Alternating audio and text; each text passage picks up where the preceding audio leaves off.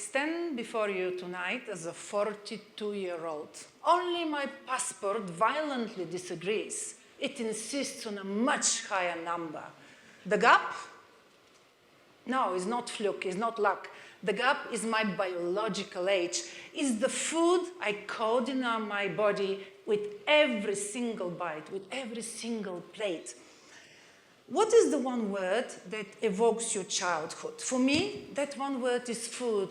Glorious, sun-filled, sun-drenched, life-evoking, life-enhancing food.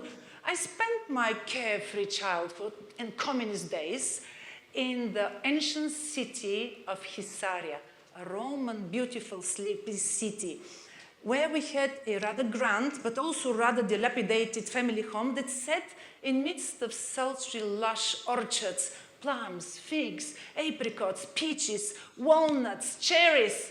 In the middle of it, the hub, the heart of our home, the kitchen. On the table, clay pots, bubbling with life as we know it, clay pots full of homemade yogurt, and the life being our famous Lactobacillus bulgaricus, a prolific probiotic known worldwide and so native to our country that carries the name of my country. There were multicolored tomatoes scattered all over the table, wild herbs and leaves hanging on the windowsills, and my grandmother, with her golden, small but very strong hands, turning those magical but humble ingredients into the most delicious food, food that resembled poetry. For me, that was just food. Every single bite of that food made my body grow, heal, and thrive. But now I know it was different. This was my first lesson in cellular programming. This was my first taste of resilience. This was something I never knew. This was longevity. This was sustainability. This was resilience.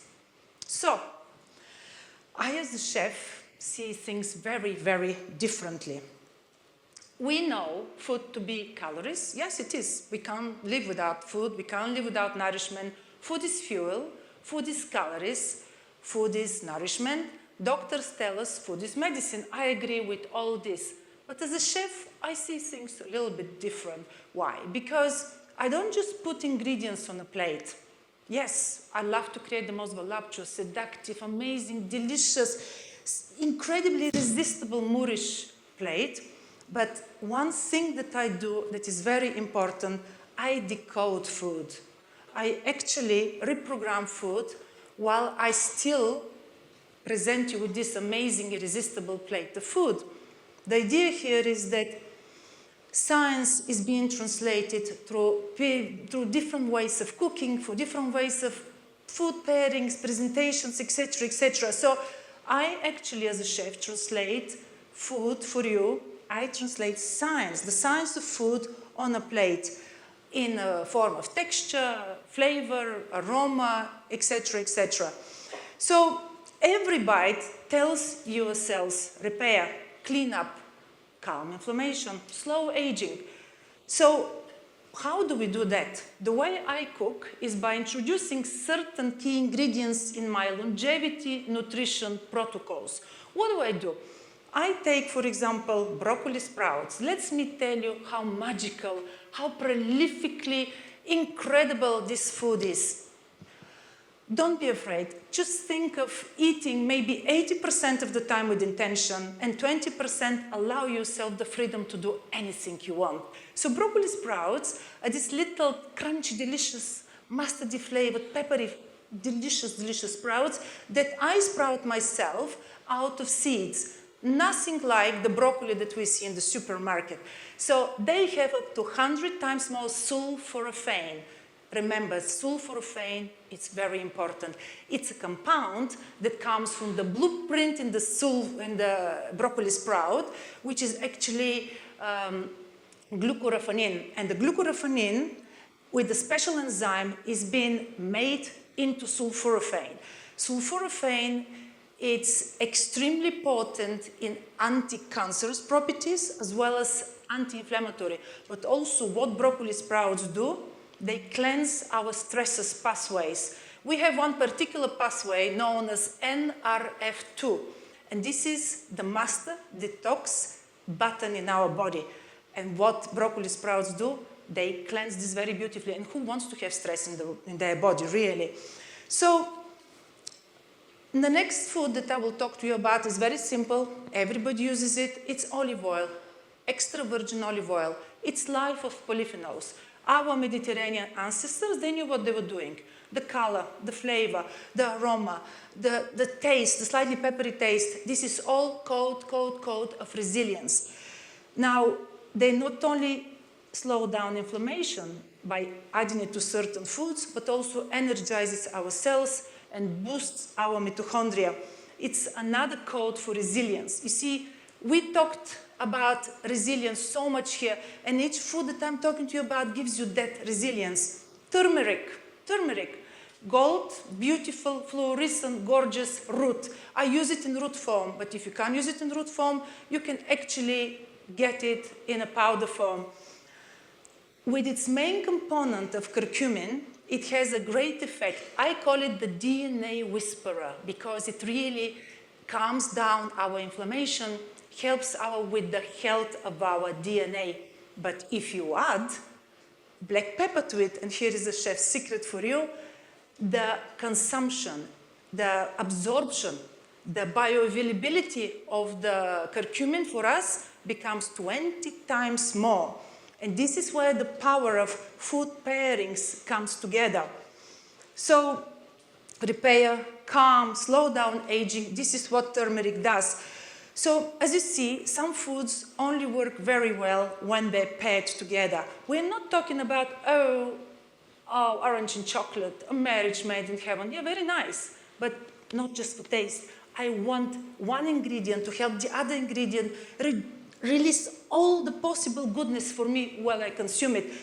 And what happens when we add olive oil to tomato? The olive oil, with its plentiful polyphenols, releases much more lycopene for me. So suddenly this magical antioxidant in the tomato becomes all over me. I'm actually eating more of it. So suddenly my cellular health, it's so much better for it. Take, for example, green tea and lemon. A drizzle of lemon on green tea, you have a boost of catechins. Lentils and red pepper, or lentils with any vitamin C food. What happens then?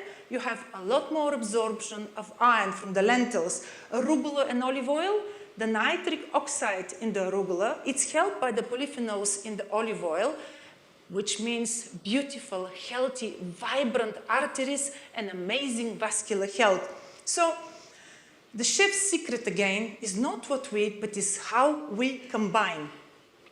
I cannot talk about longevity without talking to you about pomegranate. Now, pomegranate and me, we have a very long-standing love affair.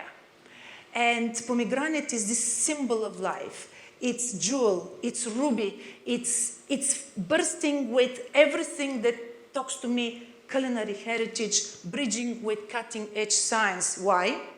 For one very simple reason. Because pomegranate is not just rich in polyphenols and superfoods and antioxidants.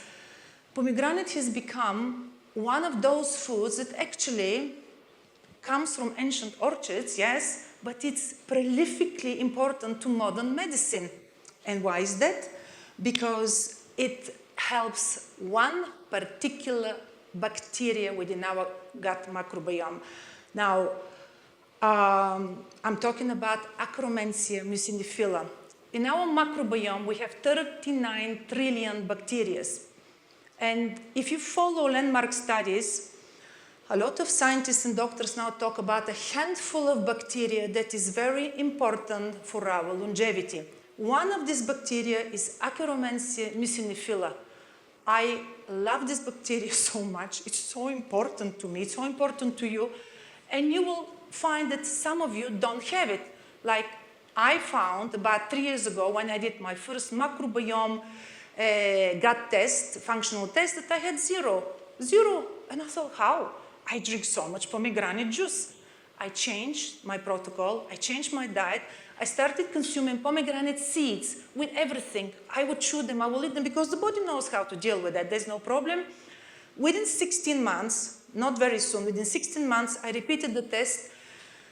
And suddenly I had a beautiful, wonderful colony of Akkermansia in my body, in my microbiome.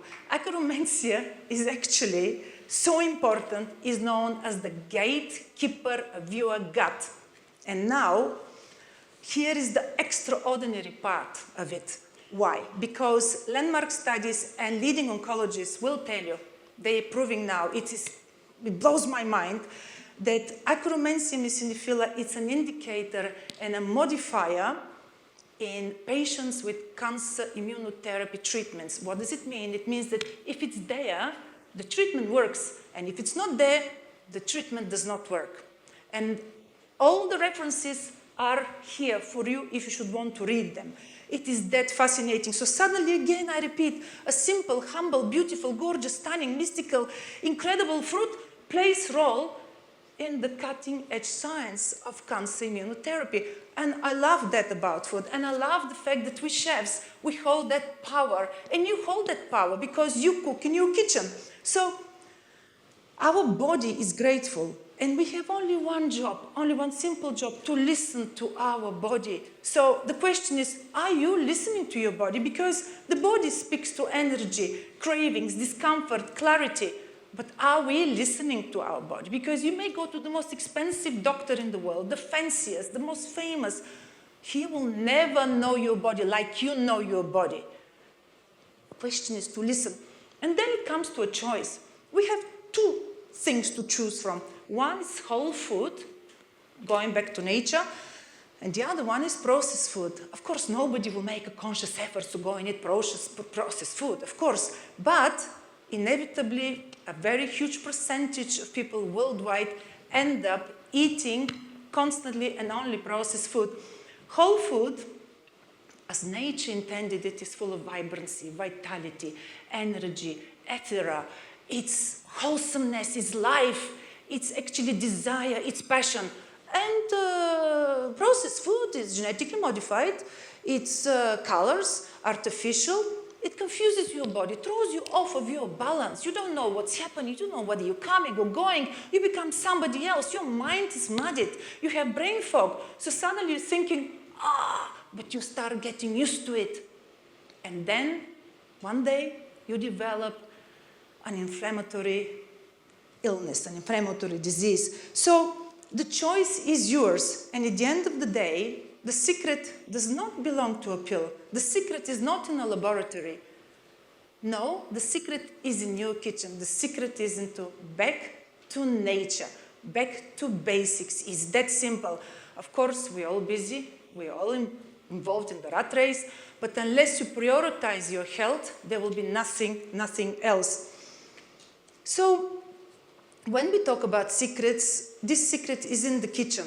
And the secret is simple, so simple, is going back to real food. There's no jargon. There's nothing special. It's just remembering how our grandmothers cooked for us. Because, God forbid, in 2 or 3 generations, we'll have generations that will never remember their grandmother cooked real food. They'll remember their grandmother opening the freezer, taking a packet, opening it, and putting it in the microwave. And this is a very, very sad reality.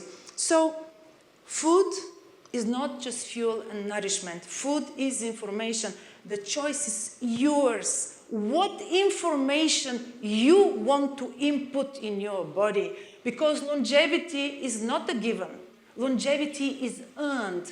So mindfulness, intention, this all matters, you know?